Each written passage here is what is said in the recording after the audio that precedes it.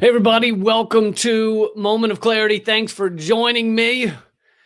Ecuador looked in the face of imperialism and said, nah, we're good.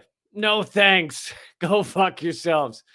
Uh, Pretty cool what happened yesterday in the election. It's not over yet. There is a runoff. But I'm going to have Ollie Vargas here to speak to us, to break it down for us. Great journalist. I've been following his stuff for a while now on Twitter, and you're going to really like hearing from him. So he will be here in a few minutes. Please take a second to share this to let people know that we're hanging out here. What just happened in Ecuador?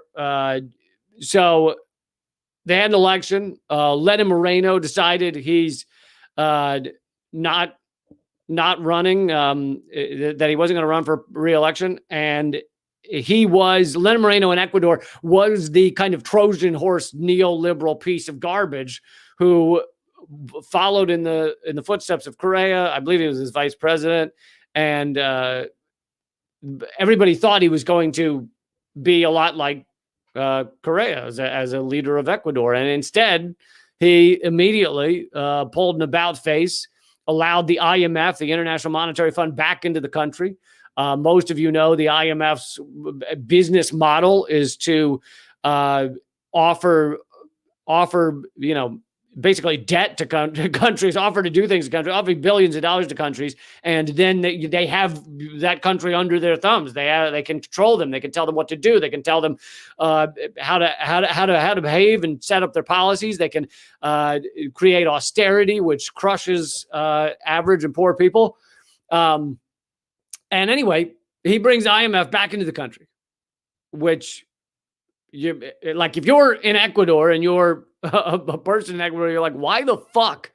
We worked so hard to get rid of the IMF, to get them off our backs so that we weren't delivering like our entire GDP to a banking fucking central bankers every year rather than helping the people in our country. And then he flips and brings them back into the country. I believe the number was like $4 billion or something. And it was within weeks of when he also flipped and gave Julian Assange up from the Ecuadorian embassy, told the British authorities, yeah, come on in, ignore our sovereignty, ignore the fact that you legally, under international law, cannot come into this embassy. Fuck all that. Come and get Julian Assange. I'm sure you'll treat him great. I'm sure he's going to have a good old time in Belmarsh prison. What could go wrong? Because he is such a horrible human being for publishing the truth, isn't he? And anyway, Julian Assange is arrested, as you know. He's now been in Belmarsh prison for over 2 years. And that was thanks to Lenin Moreno. So anyway, he wasn't running. Another banker, neoliberal goon, ran.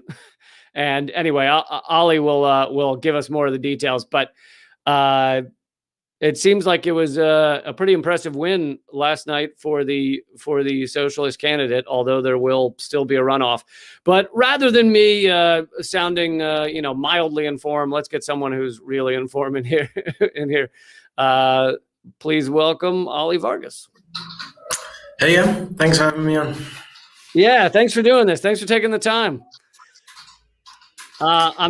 I'm a big fan of your work. I've really enjoyed it on following you on Twitter. You do such excellent journalism, and I just wanted to bring you on to kind of give the background and the details of what has happened in the Ecuadorian election.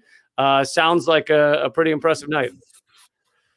Yeah, so the elections were on Sunday.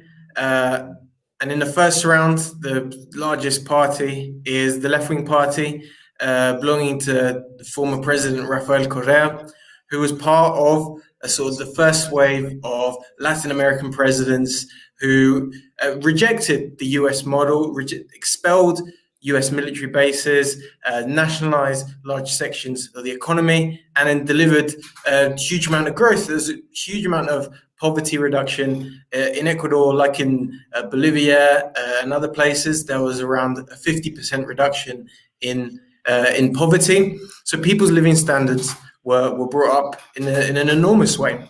And got the And IMF then, out too, right? yeah, that's right. They rejected the whole sort of IMF model of, you take out a loan with them, then they, get you to privatize water and, electricity and things like this. And it is, Rafael Correa himself refers to the period that not only he was in power, but the left in the whole region as the golden decade. So his party came out on top. They were hoping to win in the first round. They would have needed 40%. It looks, the votes are still being counted, but it looks like they didn't manage to reach that. They got around 32, 33%. So they'll go into a second sort of runoff. We don't know who's going to be yet. There's two candidates in the likely to go into would that the runoff. runoff only have a total of two candidates? Yeah, two candidates, that's right. Is either a guy called Guillermo Lasso, who is one of the most prominent bankers in the country. He served in previous governments in the 80s and 90s during the worst periods of economic collapse in Ecuador. Part of why there's millions of Ecuador is only a small country, but has millions of migrants in places like Spain and around South America, precisely because of this economic collapse that Guillermo Lasso presided over. Then you have another candidate who's quite interesting. Is a guy called Yaku Perez. He's a sort of liberal, indigenous candidate. He's been presented by certain sections of the Western media and sort of liberal sections of the Western media as a sort of left alternative to Correa, to the so-called left authoritarianism, as they like to characterize the left in Latin America. But in reality, I think he can be defined as a liberal. He's someone who campaigned for Guillermo Lasso in the last elections, and Guillermo Lasso himself has said that in the case of if Yaku Perez is the second place candidate, that Guillermo Lasso said that he will endorse him. So he has this backing of this sort of elite banking class in Ecuador. So the Correista left is saying that we're up against two candidates of continuation of the current government that has, indebted the country under hundreds of millions of dollars of IMF debt, which is going to be extremely difficult to pay off, much of it illegitimate. So it's quite an interesting situation. We don't know who's going to go in yet, whether it'll be Lasso or Yaku Perez. At the moment, Lasso is on 19.6% and Yaku Perez on 19.8%. And there's still about 2% of votes still left to count. So it's going to be quite a heated runoff. And there was reporting on like lines for voting just that were like hours long. I know Ben Norton was covering that. So has anyone been saying why that happened? Yeah, it's awful. People are out there for numerous hours. A lot of Ecuador is on the coast, which is tremendously hot, humid. And actually, is the law in Ecuador, voting is obligatory. You have to vote by law. And if you don't vote, you get fined. However, when these big lines started to emerge, the electoral council said, oh, we're not going to be collecting the fines for those people who don't vote. So there's a clear sort of trying to get people to, if you're a bit tired, why don't you just, go home, have some lunch, whatever. And obviously, I think there's a lot of, debate that each country can have about whether to make voting obligatory. But I think the tendency in every country is when voting is obligatory as actually something that benefits the left, because who are the people that wouldn't vote? Otherwise, it's those who feel most disenfranchised, those who are more likely to vote for the left. So that was a clear strategy. Yeah, certainly foul play. And do you know anything more about? Didn't Lenin Moreno come to Washington D.C. and meet with the Biden administration in the days leading up to the election, and what that was about? Yeah, and in the week leading up to the election, of course, none of that information is particularly public. Right. They just posted. I think he himself posted a photo on Twitter with Luis Almagro, who's the head of the OAS, just saying that, we discussed about how we can strengthen democracy in Latin America, etc. Right. And this is a president who jailed and forced into exile all of the leaders of what is now the largest party in the country.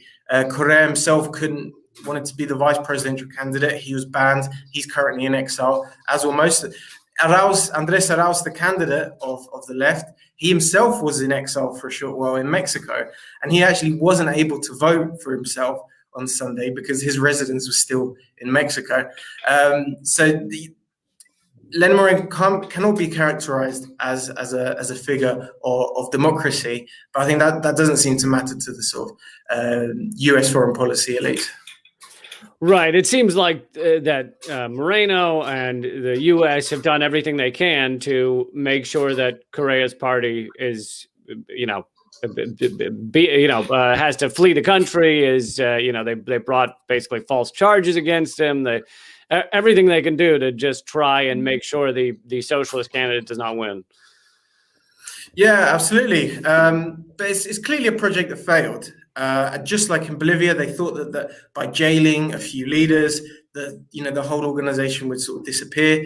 But the reality is that Correísmo, or like the mass in Bolivia, it's a movement. It's a movement that exists in every single region of the country. And just because you take out a few leaders, new ones spring up. Andres Arauz is very young. He's in his late 30s, if I'm correct, around that age. So yeah, they haven't been able to stop that process. And at the end of the day, the forces, Correa's party, have a very strong argument, a simple argument that is simply people's living standards were higher when he was in government compared to what they are now under the sort of IMF-led government, in which there's mass unemployment, sharp rise in poverty. And I remember I used to live in Ecuador. I used to work in Ecuador just over a year ago. And everyone I would speak to who supported Correa, people at the market, or maybe they run a small restaurant, they would always state their support in quite like unideological terms. There's not people who could be, they haven't read every single volume of Capital. They would just say, no, things are terrible now. There's no jobs. There's crime everywhere. Things are just falling apart. And before, it was way better. So it's however much media spin there is, and there has been a huge and aggressive media campaign against Correa, they can't delete that simple fact from people's minds. People have lived it. It was only 4 years ago. So when propaganda runs up against people's, real life experiences, it tends to sort of dissolve. Right, absolutely. So yeah, I guess there'll be a lot of propaganda and a lot of spin going into this runoff election. Whoever Arauz is up against, I'm sure the U.S. is not done trying to make sure Arauz does not win this thing.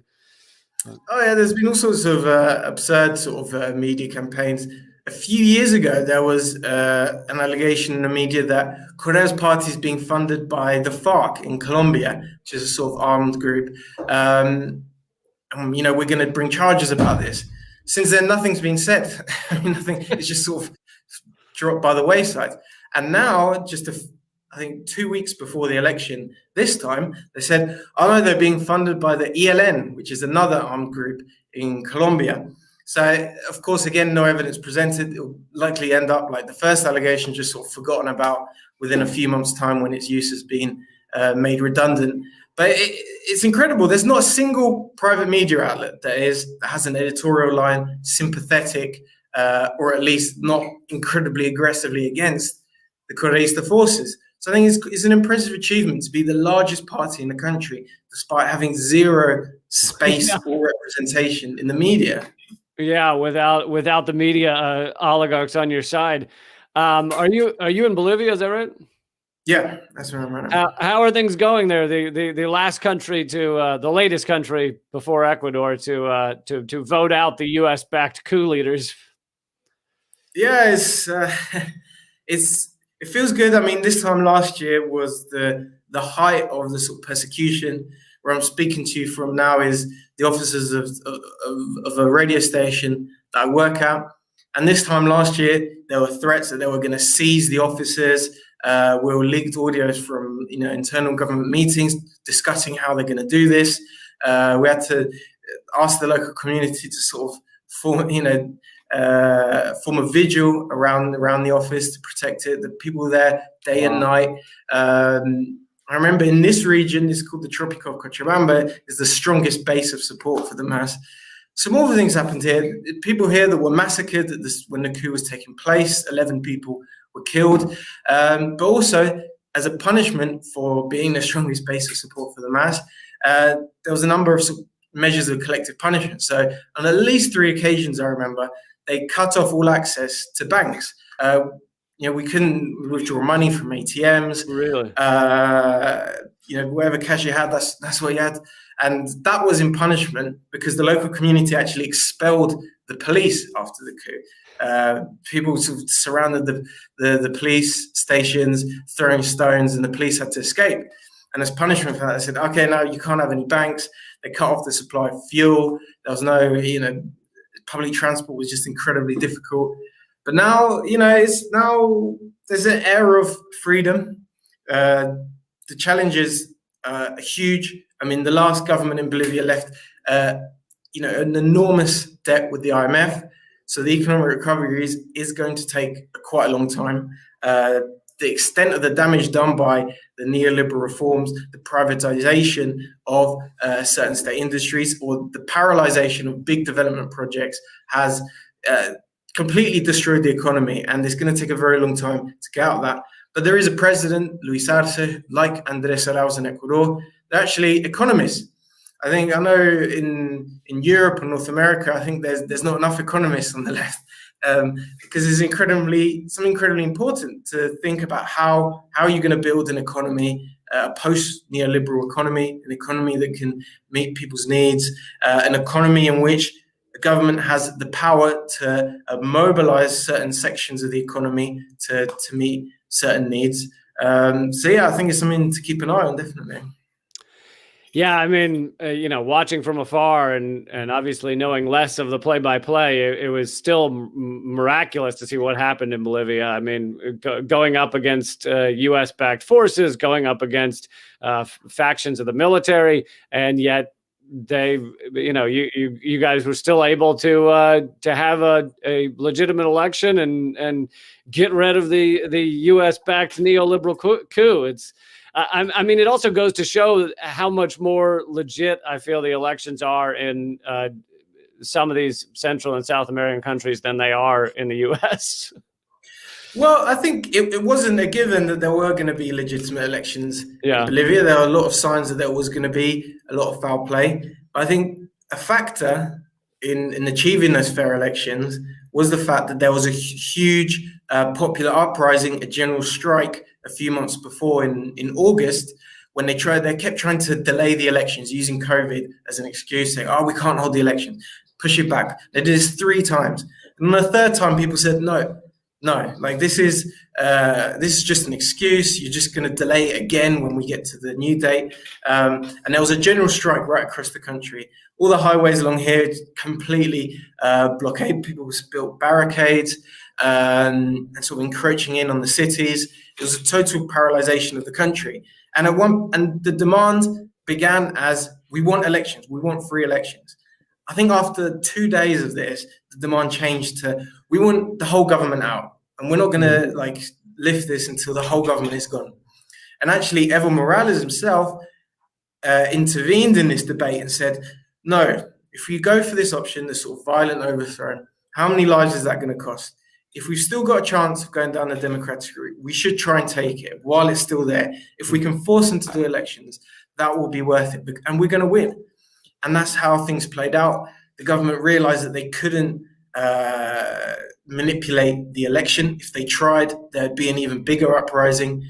So they were backed into the corner, and they had to hold a free election. So I think it's in any country, in the US or anywhere in Latin America, these things depend on the power of ordinary people to scare the elites.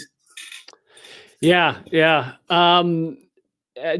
I've also seen you've done reporting on Venezuela, another country that has fought off U.S. attempted or U.S.-backed attempted coups. And I was wondering what updates you have there. I know that Juan Guaido's power continues to fade into oblivion. Yeah, he's become the sort of running joke of Latin America, a guy who's declared himself president in the street, like at a protest. But at the time, it was very serious. I mean, at the time, I remember I was working in Ecuador at the time, and we were getting these reports coming in about opposition protests, and we thought, well, there's always these sorts of things.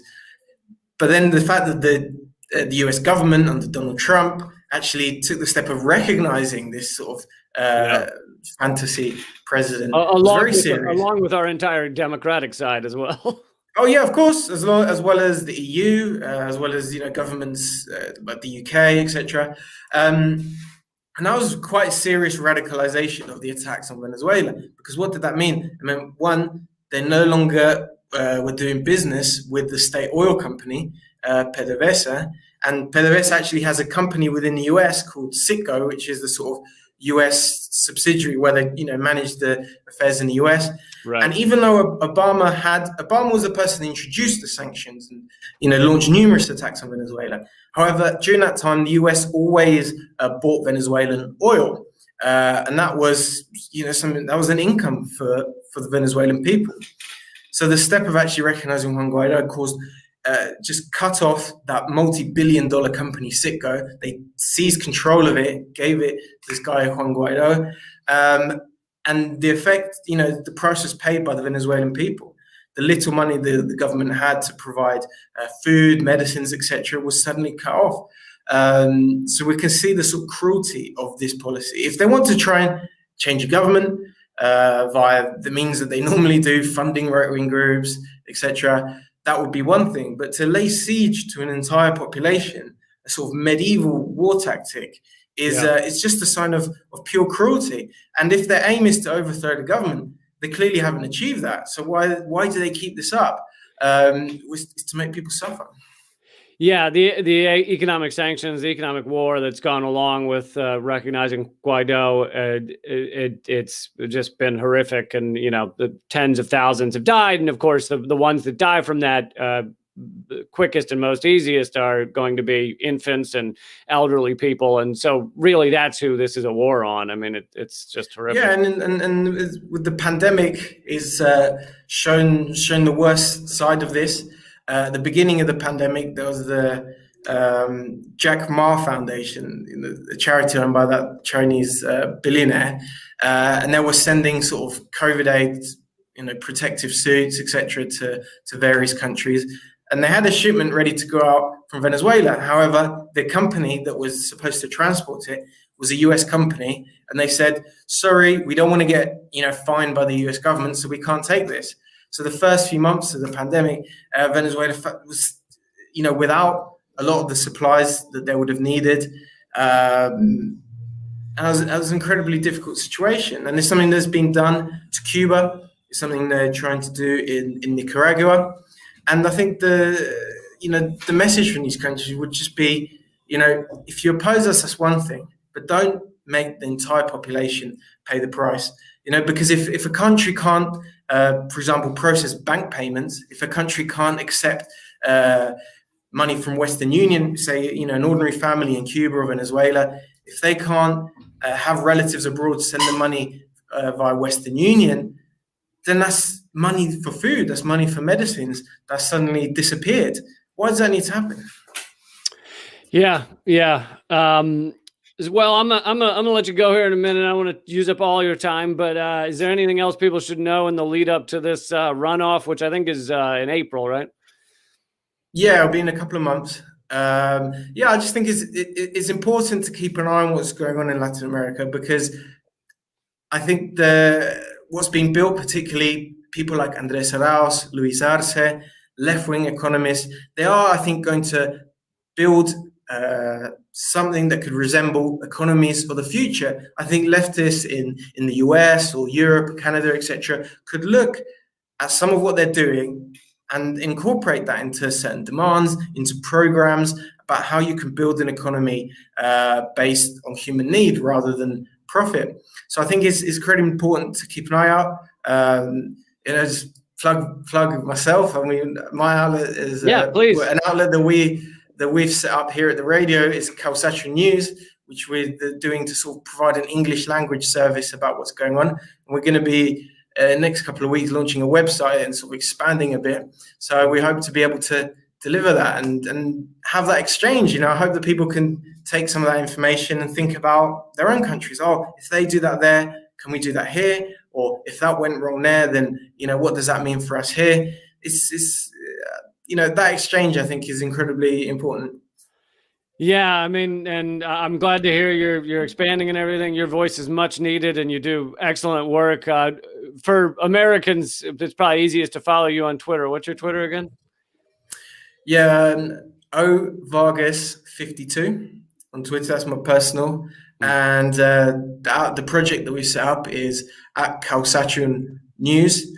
Something I'm doing with another great journalist, Camila Escalante. Some of your viewers may know her. She's also here reporting on Latin America in English. She's at Prensa Camila. So yeah, I think these are exciting times, and we have a lot, going on before we launch this. But hopefully, once it's off the ground, it will grow wings. Thank you so much, Ollie. It's an honor to finally meet you. No, thank you. It's been a great interview. Thank you for having me on. All right, talk soon. Thank you. Well, guys, that was Ollie Vargas. Definitely follow him. If you have trouble finding his Twitter, just go to my Twitter, and I've retweeted him recently. So that's at Lee Camp, and you can find his Twitter there. I'll give you I want to go into another story here real quick before we wrap up. And also, if you have any questions you're aching to ask, feel free to throw them in the comment thread. Please, obviously, share this and let people know. I'm doing this live stream. I believe it's, oh no, it didn't. It's not, this one's not going on live on Rockfin, but normally I'm doing more videos on Rockfin as well. That's rockfin.com/Lee Camp, because we're slowly trying to move away from YouTube, which suppresses us so much. But yeah, I wanted to, and obviously what I was talking about with Ollie there, fucking exciting times. I mean, it is true that despite all of the U.S. efforts and U.S.-backed efforts and the bankers' efforts, and literally the guy fucking running against Arauz is a banker, is one of the top bankers in Ecuador. Despite all of their efforts, the fact they own the media, the fact they have so much money, it did not stop Andrés Arauz from winning this first round of this election. And obviously, that type of tenacity and effort and people working hard will have to continue into this runoff, or the IMF banker motherfuckers could still win. That could still happen, but for now, this was a huge victory. And yeah, it's happening in other countries as well. Bolivia, Venezuela has continued to fight off their U.S.-backed coup. I mean, it's like playing fucking whack-a-mole, where you're like, oh, there's a U.S.-backed coup over there. U.S.-backed coup over there. God damn it, they're fucking popping up everywhere, because they never fucking stop. These assholes. They billions of dollars to just throw at just fucking destroying countries. Mainly a lot of these are smaller countries. They've got 10, 20 million people, and we're like, yeah, let's just fucking make their lives hell so that we can own a little bit more of of the world. I mean, it's just so amazingly fucked. But as we're seeing, there's a lot of victories to remember and to focus on. I wanted to cover one other story before I wrap this up. And this is it's a New York Times article, and perhaps kind of some of the most telling articles is when the New York Times or mainstream media is covering something that you're kind of like, oh, I'm glad they're talking about that. That's some of the most telling times, because despite the fact that they're covering something that you're glad they're talking about, that you think is important, they still manage to kind of miss the root of it all, miss the actual heart of the story. And I think this is a perfect example of that. So let's see, share this screen with you. This is the New York Times, And they're covering, like I said, an important story. This is about how tough homeless people have it right now. It's titled "The Subway Was Their Refuge on Cold Nights. Now It's Off Limits." This has to do with the reason it's off limits is because of the pandemic and Cuomo's. I get initially why he said, "Oh, well, let's close down the subway overnight so that they can all be deep cleaned." And that made sense when we didn't know much about the virus. But we now know that it's very rarely spread on surfaces. Far more likely it is spread person to person, usually people not wearing masks. So the whole idea of let's close down the subway at night so that it can be deep cleaned doesn't really seem to make sense anymore. But good to know, still destroys homeless people's lives. So at least we got that going. But the article goes into, these people's lives. And, New York City's homeless population has faced a particularly brutal winter as coronavirus restrictions have kept the subway and other indoor public spaces closed. And it really is like a gut-wrenching story. I mean, they go through the daily routine of some of these homeless people who either don't want to go to shelters or because there's a lot of reasons to not go to shelters. You sometimes you have to have appropriate paperwork. Sometimes you can't bring, like, let's say, a dog if there's homeless people with pets. Sometimes it could be that your shit is stolen, there's sexual harassment. So there's various reasons that people might not want to go to these overcrowded, which again, in a pandemic, overcrowded shelters. And so some of them choose to try and get by in other places in New York City. I lived there for 12 years, and sometimes they'll just ride the train all night long, and they'll fall asleep in the corner or whatever. And it's very common on trains. When I was on there at midnight a lot of times because I was going to the comedy clubs and stuff, and you would see a person who's sleeping there. And the New York Times, like I said, the positive of this story is the New York Times has decided to give a fuck that the homeless people now don't have that ability to sleep on the trains, and they're getting kicked out of other areas they used to sleep too, like the Port Authority and other areas where they could stay warm. And so they've started, New York City has been just booting them out of these places. The article also covers that there are certain teams of helpers. I don't know I can't remember what they called them, homeless care people that are at the train stations, that rather than just kick them off and say, get into the night, fucking go freeze to death, they try and take them to somewhere where they could be in a shelter or something. But here's the thing that the New York Times will not mention, despite digging into this story, despite digging into these people's lives, is there is no fucking reason this needs to be reality. There is no fucking reason that people should be homeless in the richest country in the world at all. There's no fucking reason that we can't give every single person some sort of shelter, some sort of nutritional meals, some sort of clothing that is appropriate. Like, it should just be covered. It is outlandish in this goddamn country that people are sleeping on the trains, that people are sleeping out on the streets in negative temperatures. It's fucking insane. And the New York Times doesn't say that, right? And by not saying that, you read this article and you think, this is bad. I don't like these people are homeless, but at least the city of New York has these people trying to help them out, trying to show them where a shelter is. At least the New York Times is talking about this story. But why aren't we getting to the heart of it? Why aren't we talking about how this is the end result of capitalism? Always. There are always going to be people churned up by this system and spit out onto the street, either because they're not mentally capable of holding down a job, or because they're just very independent minded and they were like, you know what, the wage slavery thing is not really for me. or they could be self-medicating with addiction problems.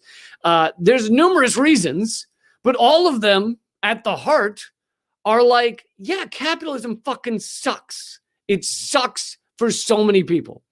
And, of course, many of the people who do have a roof over their heads and can afford clothes and everything, they still have to give their formative years, many of their most productive years of their lives away to jobs they fucking hate. How is that a reasonable system? How is that the way life should work? It's fucking not. And none of this can be, what's so infuriating is none of this can be mentioned in the New York Times. They sit there, they'll do 1,000-word articles. I mean, this is a pretty extensive article. They'll do fucking long-ass articles and never get to the actual heart of the problem. Never. So these are the helper people, whatever the fuck they're called, homeless outreach. Okay, homeless outreach people, which I'm glad they have something. But guess what? Rather than funding the homeless outreach people, every homeless person should have an apartment. Should have their own apartment. And in fact, they did that in Salt Lake City and in Utah. They gave every homeless person an apartment, and they gave them a caseworker, a social worker, to try and help them for chronically homeless people. And it decreased homelessness by 95%. So then Utah looked at that and they said, oh, and it saved the money, by the way, too. It actually cost the state less than having people on the streets, because the people on the streets needed, health care and things like that more often. They were more often having problems. They were arrested more often. So it saved the money and gave everyone an apartment and a caseworker. And obviously that's not going to solve everybody's life issues, but it fucking helped a lot, and it decreased homelessness by 95%. So Utah looked at that and then said, wow, we have decreased homelessness by 95%. We better stop this program. We need to get rid of this program. And so they scrapped it. And now their homelessness has gone back up. So we found the solution. I mean, honestly, it's amazing how often we find the answer to our problems and then we go, well, let's fucking run away from that. We run faster away from solutions to problems than, as if it's like a beehive filled with bees that want to audit you. Like accountant bees that want to go through your tax records. We fucking sprint away whenever we have the answer to these problems, because the answers are anti-capitalist. They go against the capitalist system. And it's the threat of the good example. If people look at this and they go, wow, that's the answer there. We solved homelessness. But it doesn't fit with capitalism. It doesn't fit with profit over all else. And so then we scrap those ideas. And you see this again and again. You see it with tiny homes being crushed by police forces. You see it with the homeless people being arrested for, camping out somewhere.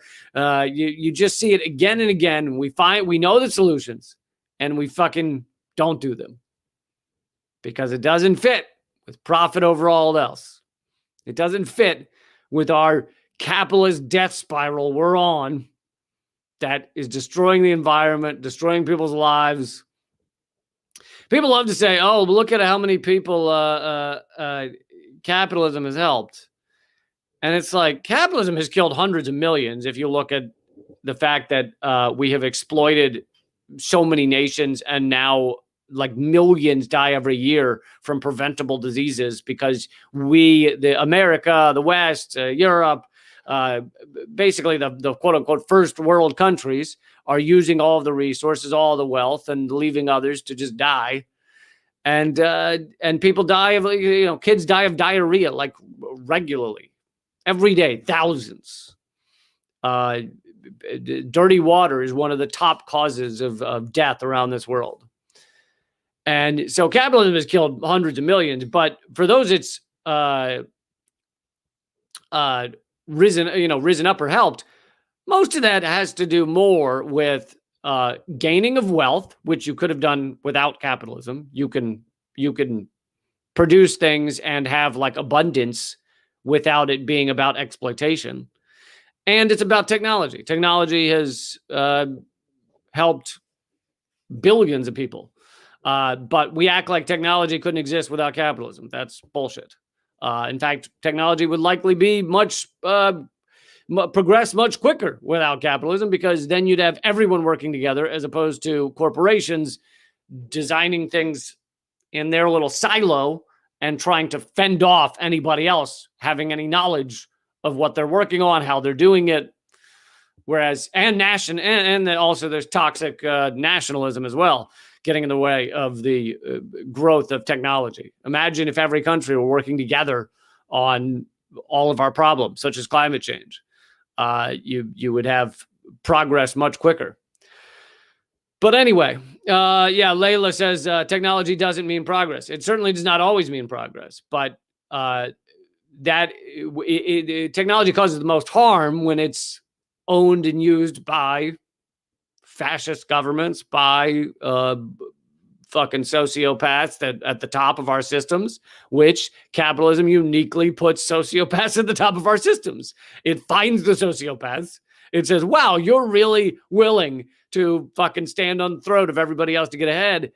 That makes you great in this corporate setting. We will put you to the top of the system. So you have systems run by sociopaths. And same with politicians, corporate boardrooms, politicians. Most of them get ahead by being sociopaths, by having little to no empathy for others. And when technology is owned by those motherfuckers, then it ends up being used for bad purposes. But technology in and of itself is a tool that could be used for good and could be used for harm. Obviously, even despite this, much technology is still used for good. But all right, I'm going to wrap it up here in a second. I really appreciate you guys joining me, and I would love for you.